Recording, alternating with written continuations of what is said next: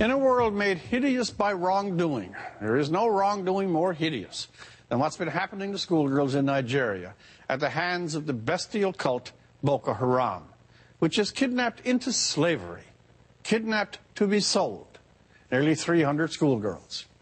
In the early days of the Afghanistan war, there was very much made that the West's intervention sprung, in part, from the brutality of how the Taliban treated Afghanistan women and girls. It was a page from a horror story. Oppressing them, beatings, stonings for rape, sealing them up in their homes, banning girls from school, pouring acid in the faces of young girls who dared to go to school. This was the great point to the intervention. Well, as the Western powers retreat from that country, it is surely the deepest melancholy that such primitive attacks have returned, that the monsters of the Taliban are still capable of gassing a school with poisons, throwing acid in the faces of young girls, and that women and girls in Afghanistan may be returning to a night many must have hoped was over. Malala Yousafzai is the current face of that plight.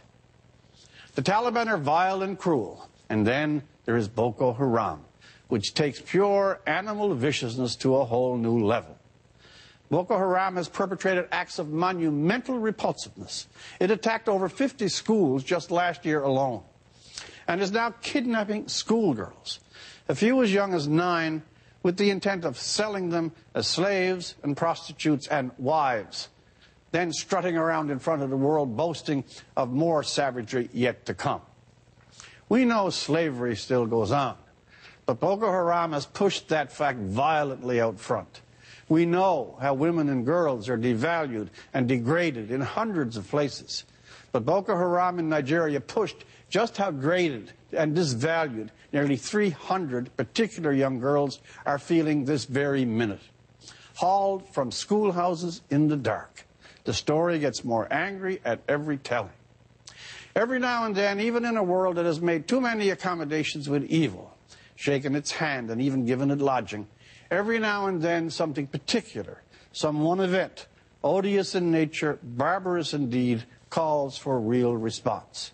Maybe it's that slavery and kidnapping of young girls is one horror too many. There are larger miseries, Syria, more ominous threats, Ukraine. But this pernicious outrage in Nigeria has its own wicked energy and can't simply be walked by. Maybe something so blindingly wrong as the slavery of girls must have a response, if the world, or even bits of it, wants ever to claim a conscience again. For The National, I'm Rex Murphy.